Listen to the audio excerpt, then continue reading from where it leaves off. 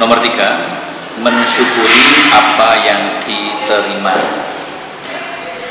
Seorang pemimpin yang baik ini adalah pandai bersyukur apa yang diterima, yang dirasakan. Ya, Allah berfirman dalam surat Ibrahim 9 itu, barang siapa yang pandai mensyukuri nikmat Allah akan ditambah, tapi yang kufur akan siksanya lebih pedih. Ya. Untuk itulah maka Anda calon pemimpin, ya, bagaimana cara mensyukuri. Anda masuk di SMK Swadaya, ini mestinya harus bersyukur betul. Kenapa? Ternyata dalam perjalanan antar pelajar ini, pelayanan swadaya terhadap siswanya dengan yang lain ini ya beda. Ada yang menonjol. Maka ini betul-betul perlu merenung, ya, sehingga Anda sampai menemukan pada satu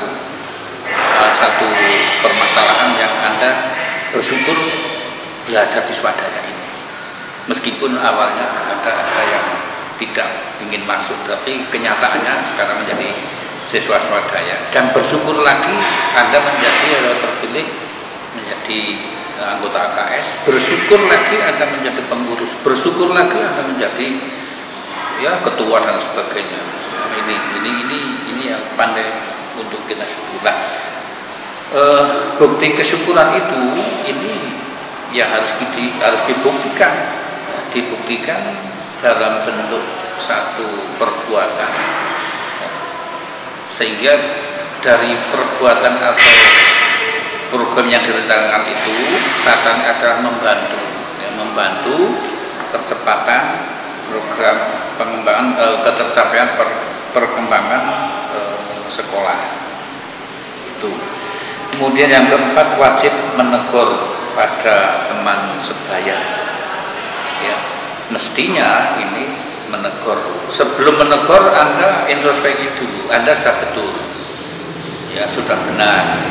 Kemudian melihat teman Anda berbuat kekeliruan, ya sepele saja. Setiap pagi terlambat, ada tugas yang dikerjakan. Nah, dengan cara menegur ya mestinya dengan ya tidak meninggalkan etika. Ya, jangan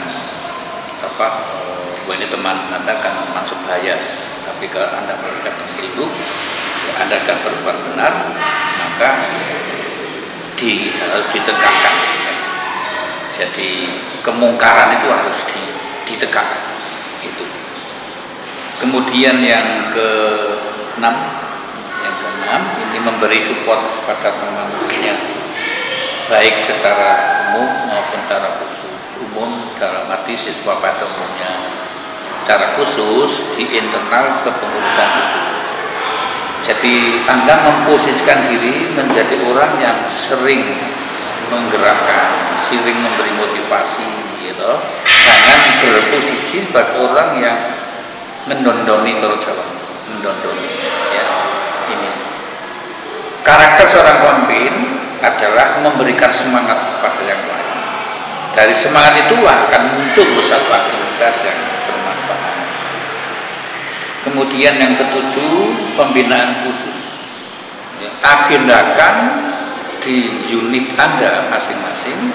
Ini ada satu pertemuan, bisa berupa rapat, bisa laporan, bisa evaluasi, mau saja. Pokoknya itu terjadi komunikasi anggota. Nah, karena ciri khas satu organisasi itu akan baik, akan berkembang atau akan mati, banyak hal, tapi faktor pertama adalah kurangnya komunikasi.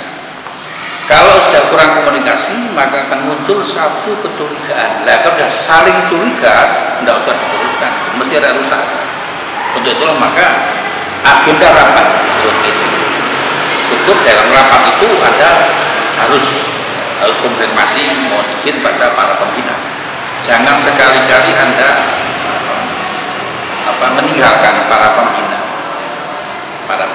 Kalau toh itu pembina belum dilibatkan, ini masih dalam rangka rancangan anak-anak. Kalau sudah setengah matang, ini baru. Lah, syukur-syukur itu lihat permasalahannya. Ya, kalau itu cukup pembina, bahkan mungkin cukup pada wakasek. Bahkan sekali lagi cukup harus yang harus kepala sekolah, tidak masalah ya. Sekolah akan apresiasi positif sekali pada anak-anak yang memiliki satu gagasan seperti itu ya. Ini adalah pembinaan khusus. Kemudian yang kedelapan, jangan terlena di zona aman. Nah, sekalian, singkatnya begini, Anda di rumah sudah semuanya ada, fasilitas tinggal pakai basuh. Ini kan fasilitas itu kan dari orang tua, aman, Anda sudah aman sekali. Nah, tetapi ini jangan sampai terlena, ya, membuat Anda terlena atau lelap menikmati itu sehingga tidak terlintas ke depan.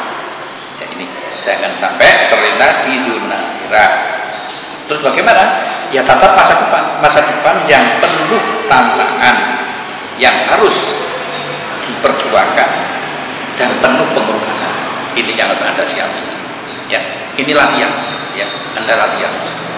Jangan seperti kebanyakan orang hari ini kebanggaan orang tuanya kakaknya begini difasilitasi, tapi setelah termakan usia, orang tua sudah ya agak sepuh, kemudian akan meninggal, Anda ternyata nggak siap untuk hidup sendiri, nggak siap. Yang kesembilan, merenung untuk memunculkan ide baru. Ini penting sekali, penting sekali. Silakan anak sekalian, anak-anak yang masih usia Anda adalah penuh idealis. Nah, idealis itulah, ide gagasan itulah dituangkan dalam satu kreatif, tersusun dalam program, diusulkan. Maka renungan dulu, ini bisa wujudnya mimpi dulu, nggak apa-apa ya. Berani mimpi itu penting. Rencana sehebat apapun mesti berasal dari mimpi. Mimpi itu gagasan ide ya, itu ya. Maka sekali lagi para pengurus semuanya ya, semua anggota AKS merenung bagaimana menciptakan ide baru sehingga bisa secara pribadi Anda juga puas, orang tua bangga gitu. Sekolah juga ya, juga senang sekali kalau memiliki satu siswa atau kepengurusan yang banyak ide. Sekarang ide itu digelar dari mana saja, silahkan ya. Ya, sekolah hanya barangkali menjembatani atau memfasilitasi gagasan ide Anda. Ya, mestinya gagasan atau ide-ide itu ada ide-ide yang lazim, yang realistis itu ya. Yang ke-10 terakhir, saya tambahkan sedikit, ide itu yang inovatif. Sekarang inovasi ke depan. Siapa yang berhasil sendiri, ada orang yang bisa memanfaatkan teknologi ini.